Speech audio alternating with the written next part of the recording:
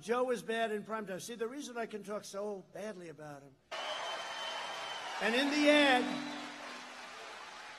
they have me saying horrible things in front of other people. Nobody would have put up with that. It was totally, it's called disinformation. They make up a total lie. They put it out, then they do ads.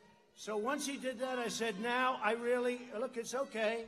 It's okay, because now the gloves are off. I can say that this man is totally unfit to be president. Up here, he's totally unfit. He can't be your president.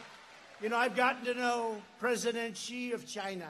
I've gotten to know President Putin of Russia. And by the way, getting along with them is good.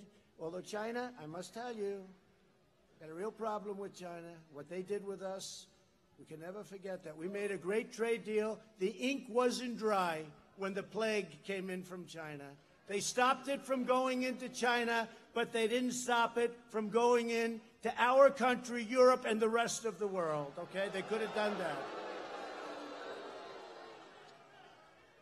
But you see, I deal with all of these people, and they don't have the kind of mental problem that Sleepy Joe has. They're very sharp.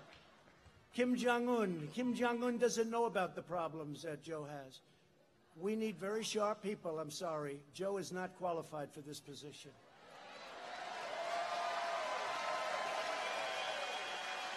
Joe calls for abolishing cash bail and closing your prisons. He wants to close prisons. And he even called law enforcement the enemy recently. You saw that, the enemy, until his polls started dropping. Then all of a sudden he said, no, we love law enforcement. I think I've gotten every major law enforcement group in the country, right? I even got, you saw recently, I got New York's finest, and they are New York's finest, but they're not allowed to do their job. They're not allowed. We have a radical left mayor who has no clue. He has no clue what's happening to that poor city. I love that city. What's happening to that city? 300% up. Look, 300% in certain very bad crimes. New York. There's no reason for this. And we have the greatest police. They're great. New York's finest. They endorse me. Chicago. Fraternal Order of Police. Chicago endorsed me. Oklahoma endorsed me. Texas endorsed me. Florida endorsed me. Every place endorsed me. And if you think it's easy for New York and Chicago and these different places, Ohio endorsed me. If you think it's easy for these guys, they never endorsed. New York, they said they cannot remember ever having endorsed a presidential candidate. They endorsed me.